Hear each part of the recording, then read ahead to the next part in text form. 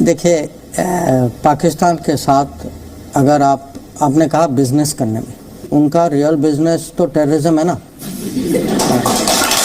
जयशंकर की जो स्टेटमेंट है इस सूरत हाल में आप इसको कैसे देखते हैं? जिस वक्त भारतीय वजीर खारजा दहशतगर्दी को पाकिस्तान से जोड़ रहे थे, क्या पाकिस्तान को इसे इग्नोर कर देना चाहिए या इसको सीरियस लेना चाहिए? देखिए, बिल्कुल इग्नोर नहीं करना चाहिए। पाकिस्तान के साथ रिलेशंस कैसे नॉर्मल सी ये वो, तो उन्होंने कहा कि पाकिस्तान या बल्कि जो मुल्क एज इंडस्ट्री टेररिज्म को इस्तेमाल करता है तो उनके साथ बात नहीं हो सकती। इस वक्त हमें हिंदुस्तान का भी मौक़िफ़ जो है पाकिस्तान के बारे में बड़ा टफ है और वो आपको कोई रिलीफ नहीं देना चाहिए। इस तरह करके मतलब ये इंडिया तो भाई किसी को भी किसी टाइम भी वो जवाब दे। अगर अब हम तिजारत बहाल ही करना चाहते हैं भारत के साथ, हमारे लिए एक लिहाज से बहुत ज़रूरी हो गया है, क्योंकि हम तो रिलीफ चाह रहे हैं ना ट्रेड के साथ, कि जिन जिन चीज़ों की यहाँ कीमतें ज़्यादा हैं अगर हिंदुस्तान से अक्रॉस द बॉर्डर आ जाती हैं तो इन्फ्लेशन कम हो जाएगी, स्पेशली फूड इन्फ्लेशन। हमारे नए वज़ीर ख़ारजा इसहाक डार यूके जाना भारत बड़ा ज़रूरी होता है हम लोगों के लिए, चाहे दावत मिले या ना मिले हम पहुँच जाते हैं। फिर वहाँ पर उन्होंने रिक्वेस्ट भी की एक मीटिंग के लिए, वहाँ पे जो ब्रिटिश फॉरेन सेक्रेटरी हैं कैमरून, लॉर्ड कैमरून, लेकिन उन्होंने मीटिंग देने से इनकार कर दिया। दुबई की पुलिस ने 202 पाकिस्तानी बेकारियों को अरेस्ट किया है। उन्होंने कहा है कि ये लोग यहाँ पर आ जाते हैं, कोई काम धंधा नहीं करते। भारत के साथ हमारी तिजारत बहाल हो जाए, क्योंकि अभी भी बहुत सी चीज़ें जो आती हैं भारत से वाया दुबई आ रही हैं या थर्ड पार्टी आ रही हैं, तो जब पाकिस्तान पहुँचती हैं तो महंगी पड़ती हैं। जैसा कि दोस्तों आपने क्लिप में देखा, पाकिस्तानी मीडिया विदेश मंत्री एस जयशंकर की स्टेटमेंट से कितना जला भुना बैठा है।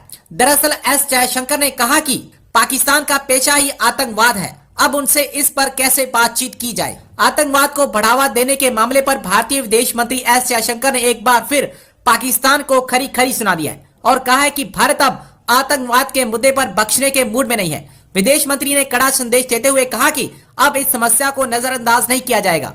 एक इंटरव्यू के दौरान उन्होंने कहा कि पाकिस्तान का बिजनेस आतंकवाद है, अब उनसे इस पर कैसे बातचीत हो। दूसरी तरफ विदेश मंत्री एस जयशंकर सिंगापुर की 3 दिवसीय यात्रा पर थे।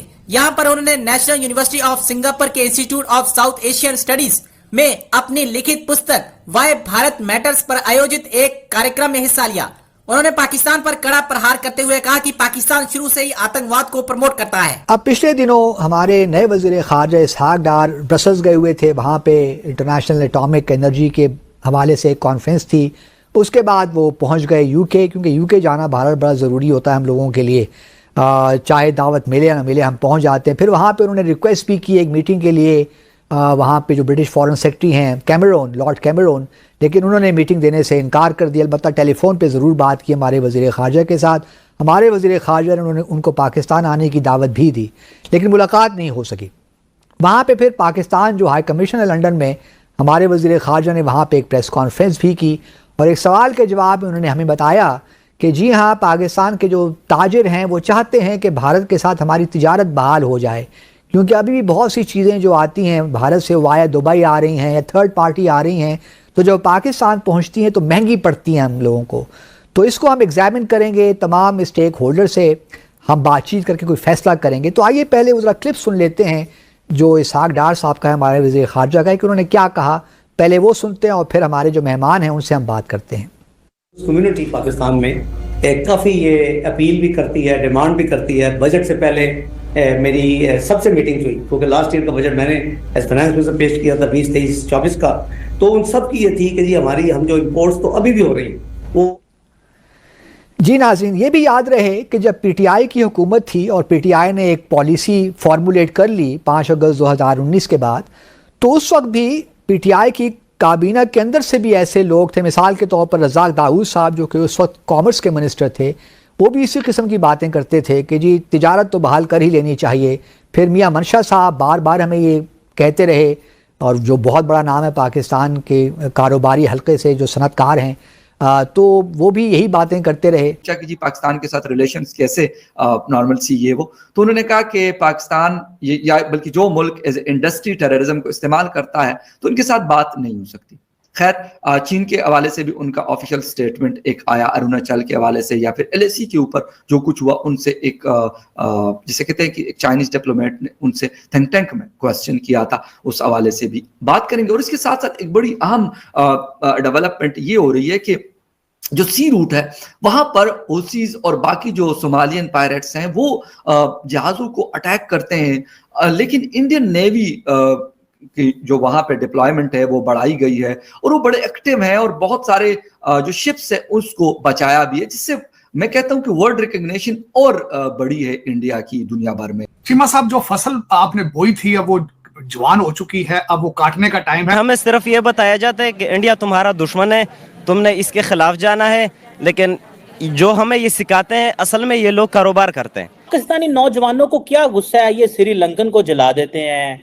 कश्मीर में तारड़ साहब उन्होंने तरावी की नमाज के बाद मस्जिद में ऐलान किया, मस्जिदों से लोग निकले, एक चौक पे इकट्ठे हुए और KFC के ऊपर जो है वो हमला कर दिया। गुर्बत जो है ना वो तो सबसे बड़ा फैक्टर है ना, उसके बाद लैक ऑफ एजुकेशन।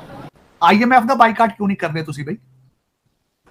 अब IMF भी तो अमेरिकन 17% तो स्टेक होल्डर IMF के अंदर अमेरिकन एप्पल फोन का बाइकाट क्यों नहीं करते हो? इंटरनेट का बाइकाट क्यों नहीं करते हो? ऐसी जाहिल डफर को ये क्या लोग हैं यार, ये जला दिया KFC को जला दिया। अगर ये मौलवी जो थे, मैंने जो इनको देखा है, जो मैंने जो सीन देखा है मुझे भूल नहीं रहा है, नारे लग रहे थे जला दिया KFC जला दिया, पीछे से TLP के बच्चे लबैक के नारे लगा रहे थे। सुनो मनान, KFC जो है वो तो गजा में फूड भेज रहा है और उसकी पिक्चर्स भी हमारे पास कि वहाँ पे कैसे टर्नल के नीचे जो अच्छा वो गजा के अंदर जो फूड आ रही है वो KFC की आ रही है, और दूसरी तरफ जो मुसलमान है पाकिस्तान के अंदर, पाकिस्तान के कब्जे वाले कश्मीर के मीरपुर शहर में फिलिस्तीन समर्थक लोगों के एक समूह ने अमेरिकी फास्ट फूड रेस्टोरेंट श्रृंखला KFC के आउटलेट पर धावा बोल दिया, जिसे कथित तौर पर एक इजरायली आउटलेट बताया गया था।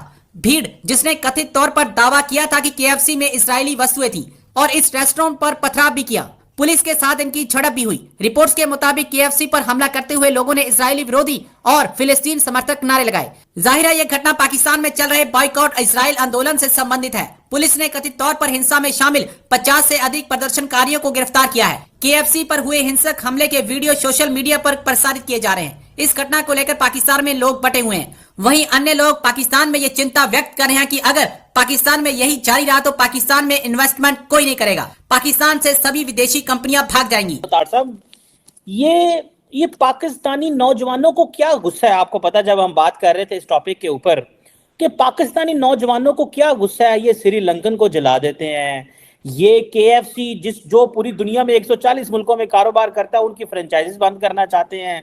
खैबर पख्तूनख्वा में एक मेयर ने ऐलान कर दिया जी KFC को बंद कर दें। कश्मीर में तारड़ साहब उन्होंने तरावी की नमाज के बाद मस्जिद में ऐलान किया, मस्जिदों से लोग निकले, एक चौक पे इकट्ठे हुए और KFC के ऊपर जो है वो हमला कर दिया। तारड़ साहब उधर तो फौज और सियासतदान तो SIFC लेके बैठे हुए हैं कि हमने दुनिया से इन्वेस्टमेंट लेके आनी है, हम तो किसी के साथ बैठ के काम ही नहीं कर सकते। हमें तो ये पता चला है दुनिया सारी ईसाई है, यहूदी है, हिंदू है, सिख है, हम तो दुनिया को इस लेंस से देख रहे हैं, हम कामयाब हो सकते हैं अगर तारड़ साहब इस लेंस से देखते रहे। ये जो कश्मीर में इंसिडेंट हुआ जरा इस पे ये झलक तो दें हमारे मुआशरे में। हम कहते हैं हालात बेहतर हो गए, हम भूल जाते हैं, फिर वैसे के वैसे लोग हैं। चीमा साहब, जो फसल आपने बोई थी अब वो जवान हो चुकी है, अब वो काटने का टाइम है। मैं कुछ गिला करना चाहूंगा हुक्मरानों से जो आज बैठे हैं। तीन चीजों पे अगर अमल कर लिया जाता तो आज ये ना होता, और इसको अभी भी यहां रोक ले तो शायद पाकिस्तान बच जाए। वो तीन चीजें क्या थी? फैजाबाद में हथियार ना डाले जाते, लिफाफों में पैसे डालकर ना दिए जाते फैजाबाद, फिर वजीराबाद हमारी स्टेट हथियार ना डालती, और तीसरा आज अगर 9 मई के मुजरमान को सजा पहले दे दी जाती करार वाकई तो शायद ये ना होता। ये तीन इसके जो रीसेंट अभी जिसकी जो वजूहात है। जिस सोसाइटी के अंदर इंसाफ ना हो, मुयसर ना हो, जिसमें सजा जजा का कोई कॉन्सेप्ट ना हो, उस कौम को बार बार बार बार मरती है, बार बार जिंदा होती है। दर हकीकत इस्लाम का तड़का जो आपने, इस्लामी टच तो किसी ने जलसे में बड़ी बाद में कहा था, लेकिन इस्लाम का तड़का आपने बड़ा अरसा पहले सदर ज़ियाउल हक ने बड़े प्यार से लगाया था डॉलरों के लिए, और कोई वजह ही नहीं थी, तीसरी वजह ही नहीं थी कुछ। और फिर उसके बाद अब इस वक्त आपकी स्टेट को चाहिए कि उस कारोबार के दरवाजे बंद करें जरा जूतों के साथ, डंडों के साथ, वरना नहीं ये बंद नहीं होंगे ये, क्योंकि अब ये आपके हाथ भी जला रही है, चेहरा भी जल रहा है आपका। चीमा साहब, मुसलमानों के, अच्छा यही नहीं है, अच्छा मैं आगे इसका थोड़ा सा बताना चाहूंगा चीमा साहब। मैं खैर इसका हिस्टोरिकल बैकग्राउंड भी दूंगा कि ये सबसे पहले तो ये देखने वालों को ये बताना चाहूंगा, खासकर अगर कोई पाकिस्तान का कोई लौंडा लपाड़ा देख रहा है तो उसको बताना चाहूंगा खासकर कि ये KFC मीरपुर क्या था।